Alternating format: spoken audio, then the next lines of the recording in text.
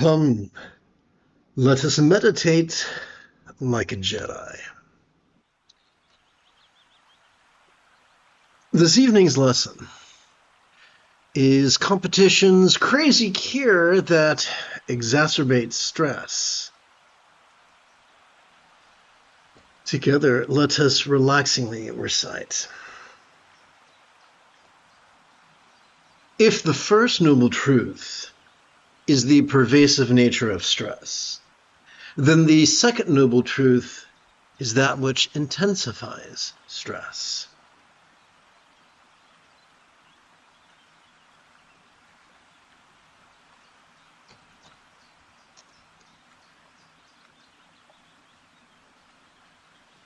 Excuse me here.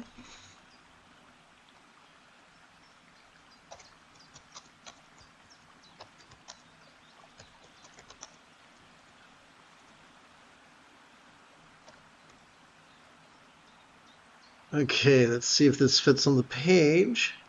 It appears to. And let's take it from the top.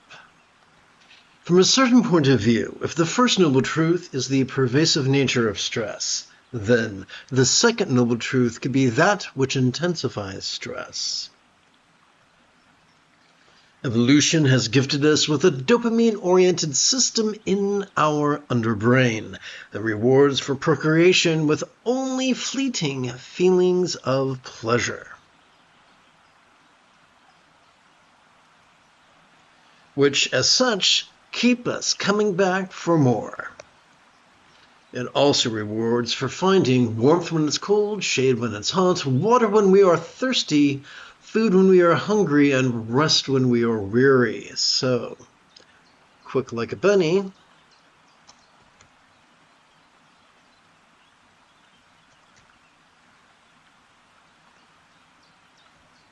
Together. Why?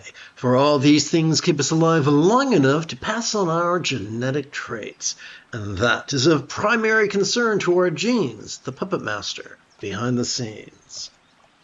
The religious folk sometimes describe the primary drives of this dopamine-oriented reward system as pushing, pulling, and clinging.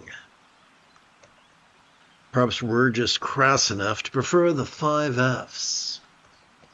When exposed to anything, being, or phenomena deep within our viscera, we seem to ask, should I fuck with this, feed on this, fight against this, flee from this, faint before this, or fawn over this? Yes, this mechanism could occasionally aid in our survival, but a life defined only by survival is rather shallow and unsatisfying. You see, we also have an oxytocin-oriented system in the basement of our brain that rewards cooperation with feelings of fulfillment. When this system is our default mechanism, life could be pretty sweet. But sometimes we get stuck in our competitive dopamine-oriented system, and life becomes, as Thomas Hobbes insisted, solitary, poor, nasty, brutish, and short. In his third noble truth, the Buddha offers us liberation, but liberation from what? From the tyranny of our competitive, dopamine-oriented survival impulses. Freedom from its job of tyrant, and instead its relegation to the role of a mere tool, harmless, benign, and at times even useful. This is why the Buddha taught mindfulness and meditation.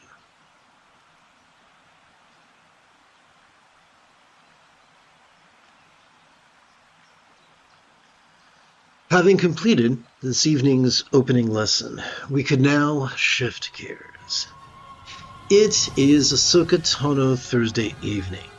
Come, let us meditate like a Jedi, after approximately 30 seconds of housekeeping.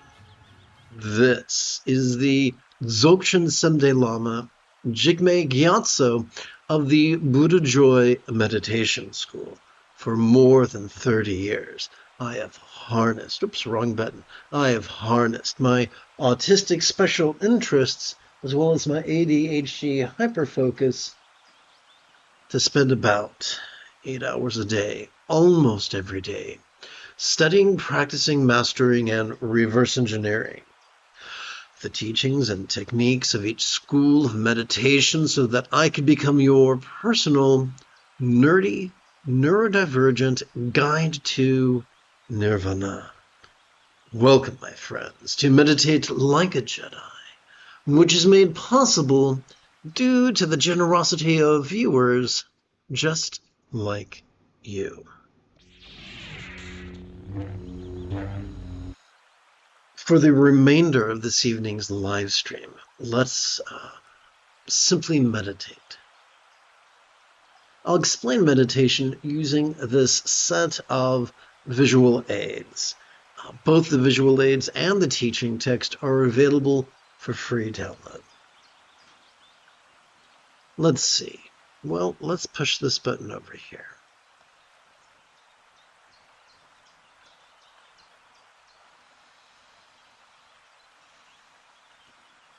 There's a great big ugly myth that we're supposed to actively focus, and actively analyze. The only way to do that is by cooperating with our dorsolateral and medial prefrontal cortex. There's a problem. You see, these things evolve to be used sporadically and intermittently, and when we overwork them, when we exhaust the front part of our brain, we begin involuntarily presenting with symptoms of depression and downright trigger our amygdala, the seat of anxiety and aggression. Dun, dun, dun! Fortunately, neither the amygdala nor the prefrontal cortex constitute the entirety of our central nervous system. Consider, if you will, our spinal cord. Although contemporarily it is known as our autonomic nervous system, or the center of our autonomic nervous system, in days of yore, sages referred to it as our Buddha nature. Why would they do that? Well, when we passively cooperate with it, as opposed to actively cooperate with the front of our brain, when we passively cooperate with our autonomic nervous system, we calm, automatically, the aggression and our anxiety of our amygdala is calmed, and we gently stimulate the anterior cingulate gyrus, which functions as the hub of our mirror neurons, the seat of empathy. So no, we cannot force or coerce empathy by concentrating on it or contemplating it. That will only make us more anxious and aggressive, which is darkly ironic. It is only by passively cooperating with our autonomic nervous system that the true power of empathy is accessed. Perhaps that is why the late Tukul Thondup insisted that the highest love was the spontaneous and uncontrived byproduct of mindfulness and meditation. How does that work? Every time we inhale, we have evolved to automatically access the middle bit of our spinal cord, whose fancy name is the sympathetic nervous system. It has evolved to help us to vulnerably, passively, viscerally, randomly, and fleetingly notice all manner of phenomena, from the external to the internal, from the physical to the mental, from the pleasurable to the painful, from the interesting to the boring, from the glorious to the grotesque, including our ability to see, hear, feel, taste, smell, and the like, including the full spectrum of human emotions, intentions, cognitions, recollections, and imaginings, the good, the bad, and the ugly. What then do we do with all that which we noticed? Every time we exhale, whether we know it or not, we have evolved to automatically access the end bits of our spinal cord that are kind of like bookends. Their fancy name is the parasympathetic nervous system.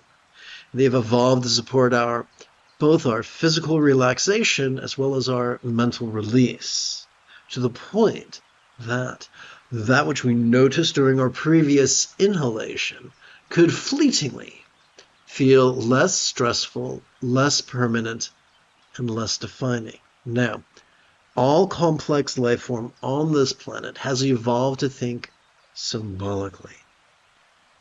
Thus, figures of speech creep involuntarily into our communication.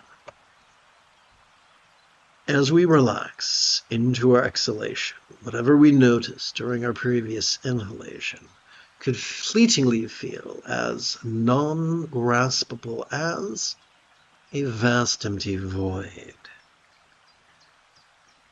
I was taught that a simile is only as effective as it is relatable.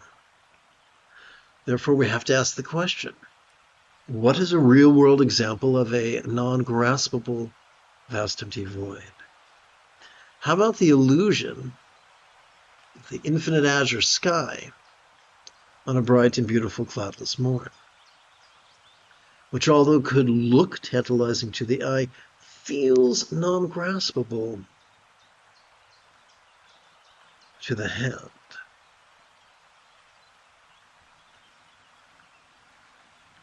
At least it does until we breathe in again and the cycle begins afresh. That's a lot of information. How's about a hook to hang our hat on? Mindfulness is simply noticing the antics of mind. To do that passively, all we got to do is cooperate with our sympathetic nervous system by silently and mentally reciting the demonstrative pronoun this each time we feel our diaphragm pull in and down as we inhale. Meditation is simply relaxing into the non-graspable nature of mind. We access it, we cooperate with it, we experience it by passively cooperating with our parasympathetic nervous system by silently and mentally reciting the one-syllable verb ease as our diaphragm relaxes and returns to its upright position as passively we exhale.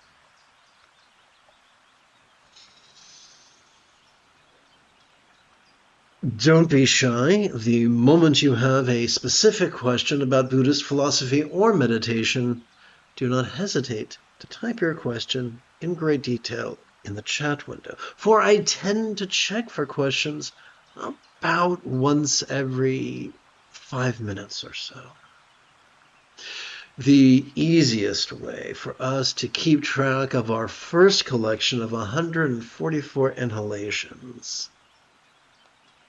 is for us to rest the first knuckle of our right index finger upon the tip of our left index finger, palms up in our lap.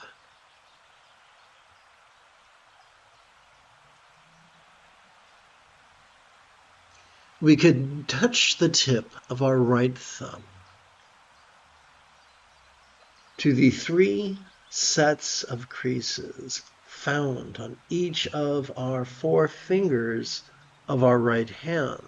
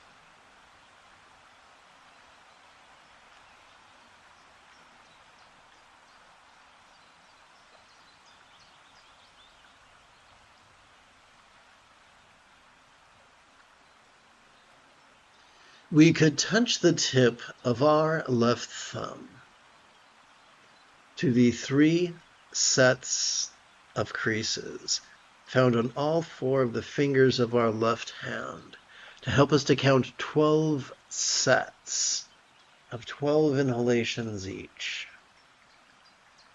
for a total of 144.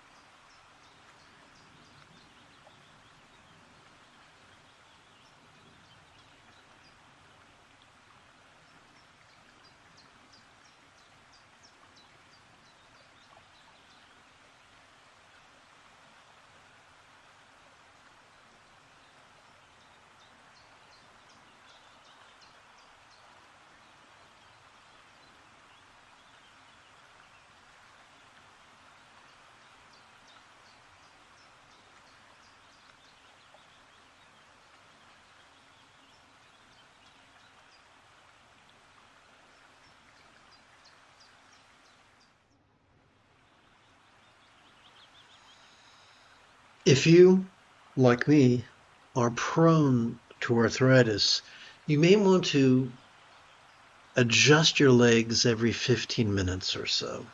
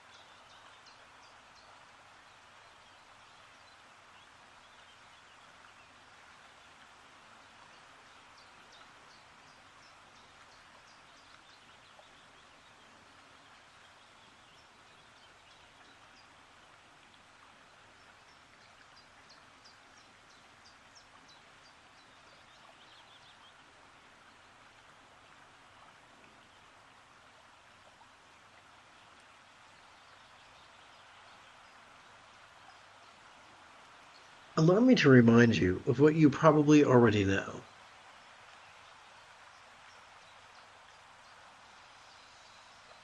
Most of us have received bad advice. We're told to only focus on one thing or nothing at all. Allow me to rephrase that. We're told to actively focus on one thing or actively focus on nothing at all.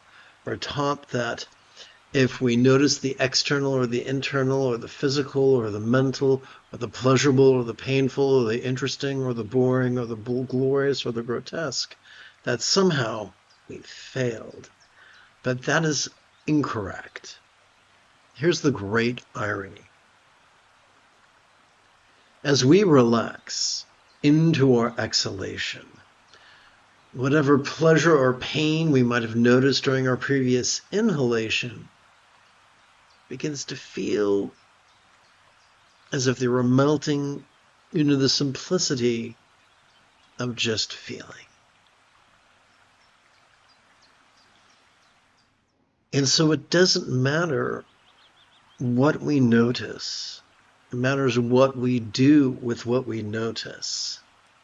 And there's some people who say if you feel the wrong thing, you'll be dragged, kicking and screaming, to a real or imagined hell. But here's the irony. The ultimate protection isn't simply passively cooperating with the workings of our spinal cord in such a way to notice and relax in harmony with our inhalation and exhalation. Do that, and number one, you're safe. You're safe from any real or imagined harms from meditation. Number two, you will be safe from the tyranny of whatever emotions you actually spontaneously unpack.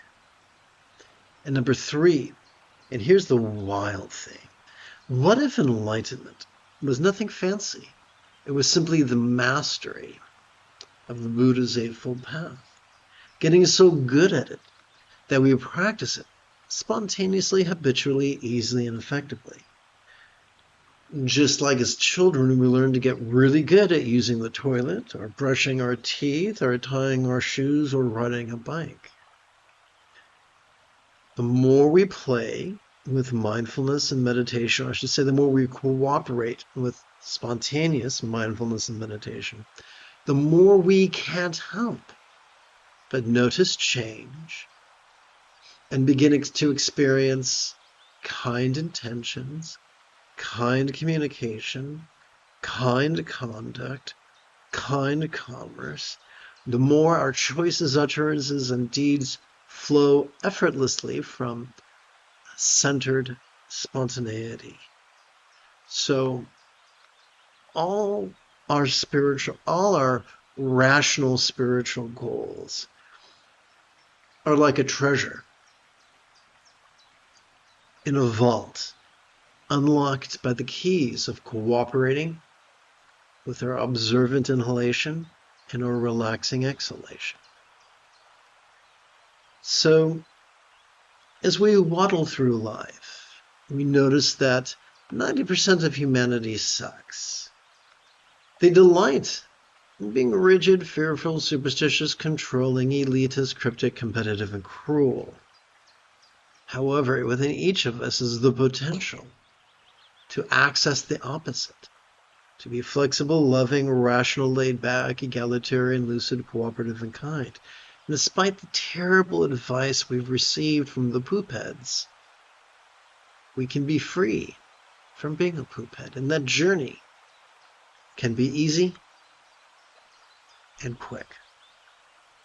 As quick as, well, the Buddha explained in the penultimate passage of his discourse on the four bases of mindfulness, that one could master his path in as little as 7 days. Let's continue.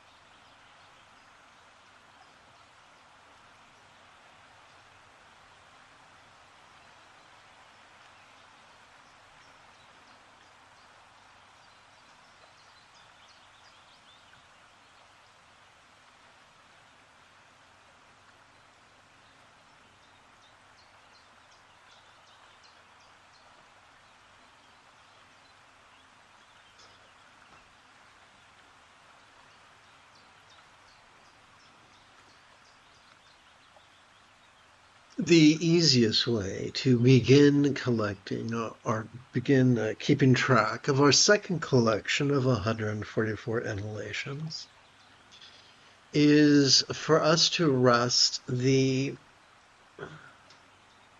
second knuckle of our right index finger upon the tip of our left index finger, palms up in our lap.